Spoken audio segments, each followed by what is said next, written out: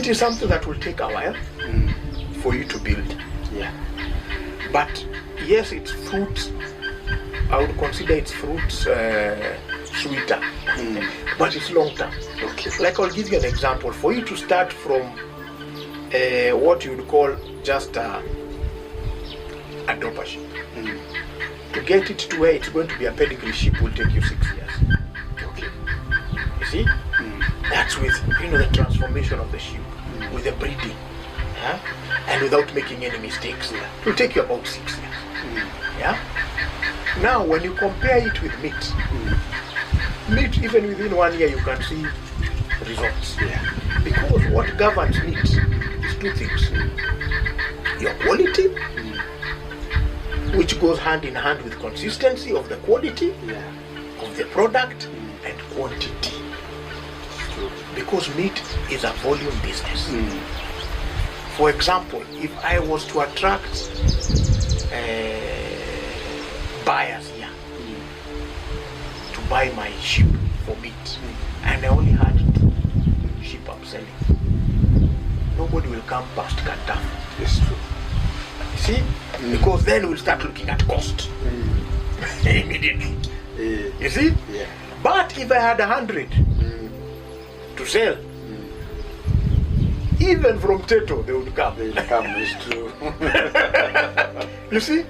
So that's why I mean it's a volume business. So you need to look at it from that point of view. Yeah. That, and again, now you need to establish your farm in a way that you are seeing that growth and you continuously have that production coming in. Yeah. Yes. Which will mean you need to have a nice foundation stock of females and a few rams. Yeah.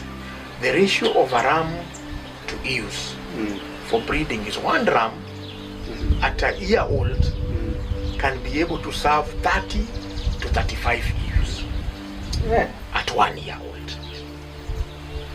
My recommendation would be never breed a ram or introduce a ram into your flock that is less than 1 year.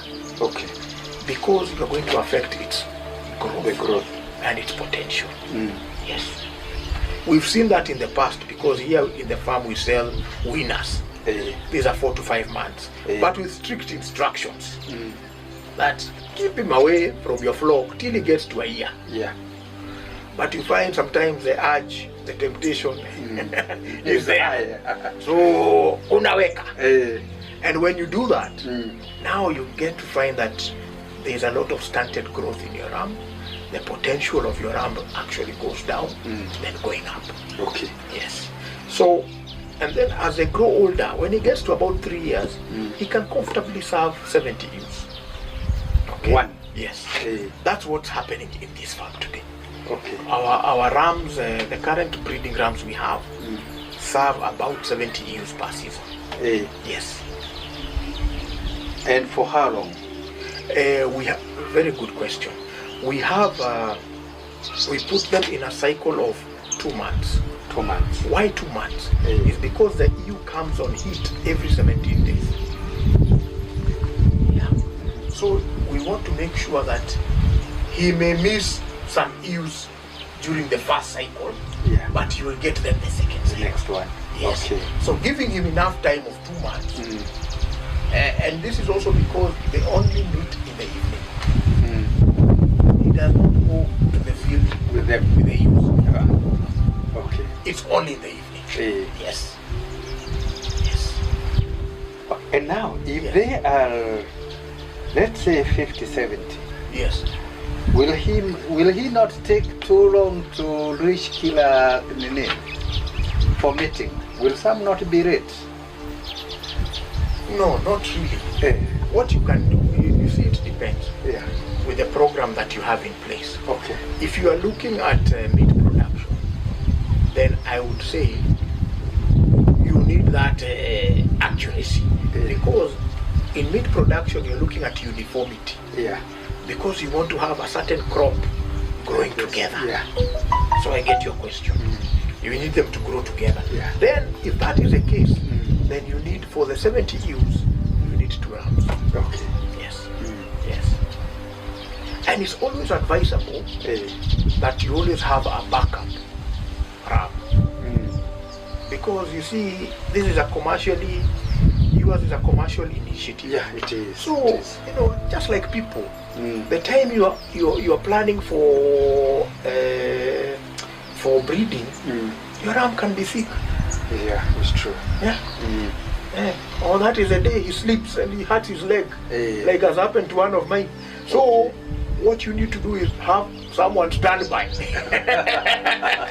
Just like what you have in the car with the spare tire. So you have someone stand by. Okay. So I always advise that. It looks like it's a bit extravagant, but it's not. There are times you know, I've seen how many many times when farmers are running all over the place. Oh, my ram has just died. Oh, my ram got hurt. Yeah. I need to serve. I can't miss the season. So that being the case, then you need to have good proper planning. Okay. Yes. Yes. And how do you control inbreeding? Now, inbreeding, you have two ways to control it. Yes. One is to ensure you're always changing your ram after every 1.5 years. Okay. Why 1.5 years? Because by that time, their young ones would have gotten of age to be served. Yeah. Okay? So you need at that point to be able to change. The ramp now. To change the ramp.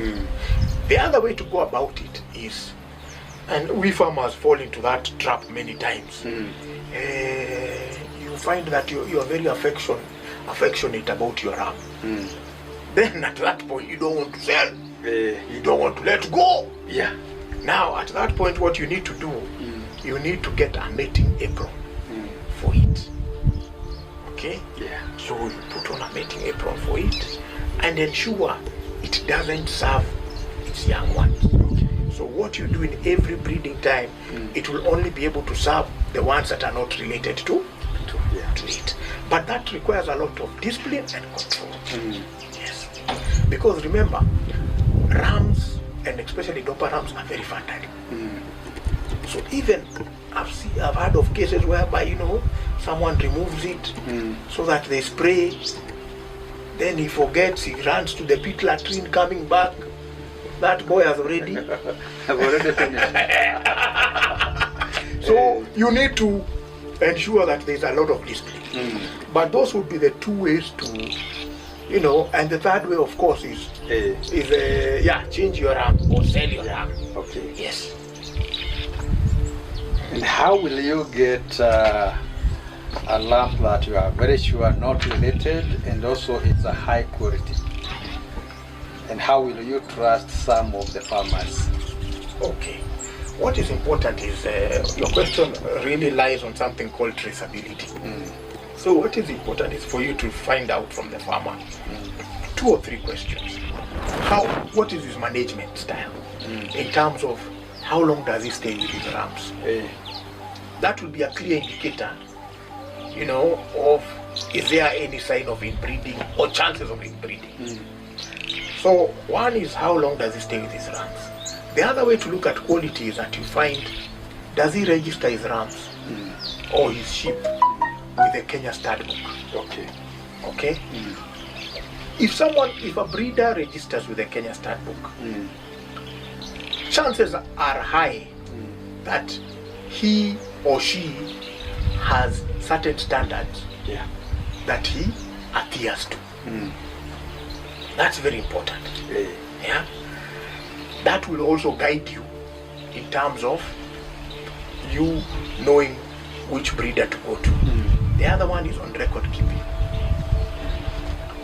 Because one has to be able to keep good and up-to-date records, which clearly indicate, the ram that you're interested in buying, who is the father, who is the mother.